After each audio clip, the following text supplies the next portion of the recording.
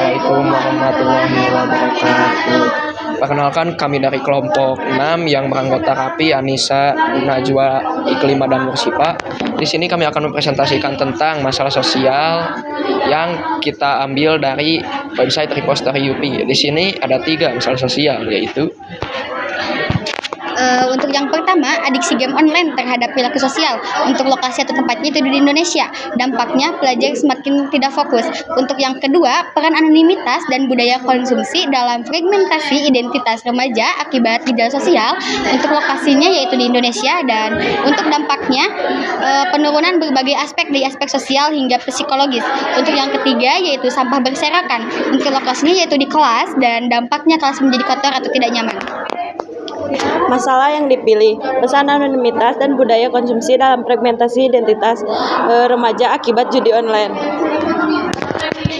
Nah, mengapa kita memilih masalah ini? Karena identitas sangat penting untuk kita semua. Jangan sampai kita mengalami fragmentasi identitas atau identitas yang terpecah. Nah, judul penelitiannya itu mengetahui dampak judi online dan pencegahannya. Latar belakang masalahnya yaitu judi online sekarang menjadi masalah serius di Indonesia, terutama di kalangan remaja, karena mudah diakses di dunia digital dan juga kurangnya pengawasan dari orang tua. Nah, ada rumusan masalah. Yang pertama itu, apa sih hubungan fragmentasi dengan judi online? Nah, mengacu pada fitur dari situs judi online tersebut, seperti fitur anonimitas yang berfungsi untuk menyembunyikan identitas dari pengguna, yang membuat pengguna merasa lebih aman dan terdorong untuk lebih bebas. Nah, disebut sebagai efek disinhibisi.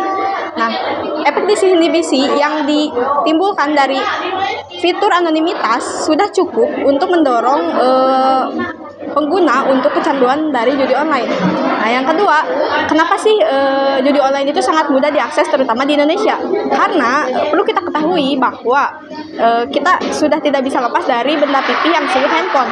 Nah, seringkali ketika kita membuka media sosial, biasanya ada jeda seperti yang berisi tentang promosi dari situs tersebut. Kita belajar untuk memposisikan diri bahwa ketika generasi kita atau misalkan Gen Z itu terkadang ingin berperilaku konsumtif dan hedonistik, atau secara singkatnya itu gengsi.